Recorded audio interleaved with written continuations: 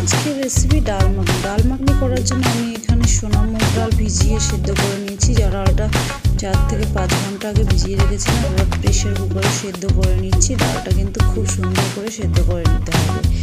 আর এবার আমি এখানে কড়া বসিয়ে দিচ্ছি। কড়াই দিয়ে দেবো এখানে বাটার। এখানে কিন্তু কোনো রকম তেল আমি ব্যবহার করিনি, কারণ এই ডাল মাখনিটা পুরোপুরি বাটারের উপরেই হবে। বাটারের উপর হবে বলে এটা কিন্তু সুস্বাদু। যারা ভেজিটেরিয়ান তাদের জন্য এই রেসিপিটি বেশি তাদের জন্য বেশি কার্যকর, কারণ তারা তো কিছু খায় না। তো বাটারটা থাকলে ফ্লেভারটা সত্যি অন্যরকম।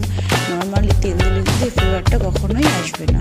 তো আমি এখানে বাটারের উপর দিয়ে দিচ্ছি আদা রসুন বাটা।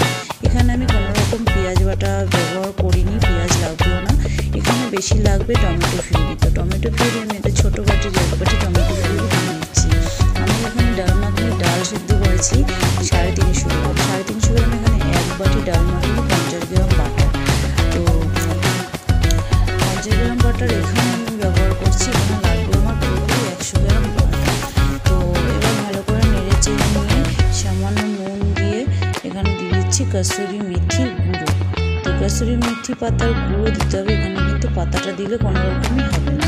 এই রেসিপিটি পুরোপুরি অন্যরকম। আর দিয়ে দিয়েছি কাশ্মীরি লঙ্কার গুঁড়ো সামান্য। এবার ভালো করে নেড়ে চেড়ে নিয়ে দিয়ে ডালটাও ভালো করে ফুটিয়ে নেবো। দিয়ে দিলাম হলুদ। এই সাইডে ডালটা আমার সেদ্ধ হচ্ছে, এই মশলাটাও কষানো হচ্ছে। তো একদম হালকা আছে, মশলাটাকে ভালো করে কষিয়ে নিতে হবে।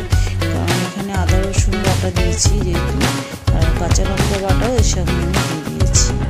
এবার ভালো করে মশলাটাকে কষিয়ে নিয়ে মশলাটা থেকে তেল ছাড়লে তারপরে আমি দিয়ে দেবো আস্তে আস্তে করে সেদ্ধ করে রাখা ডালটা।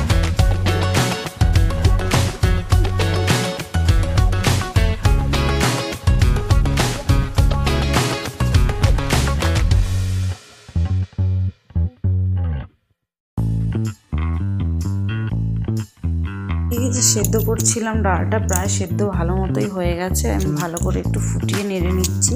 যেটা একটু হালকা হালকা গোটা গোটা আছে ওগুলোকেও ভালো করে গ্রেট করে নিচ্ছি।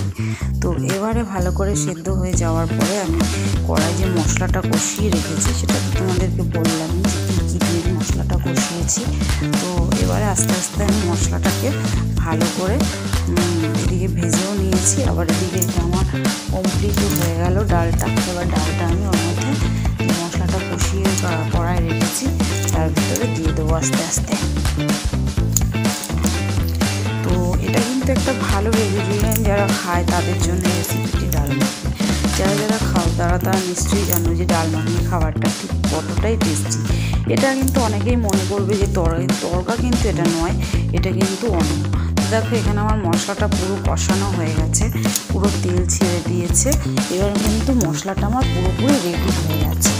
তো এবারে আমি ডালটা যে সেদ্ধ করে নিয়েছি এবার ঢেলে দেবো এর মধ্যে স্বাদ মতো নুন আমি ডালে দিয়ে দিয়েছিলাম। ওটা আমি মিস করে গেছি, তোমাদেরকে দেখাতে পারলাম না। যাই হোক, স্বাদ মতো নুন হলুদটা দিয়ে দিতে হবে।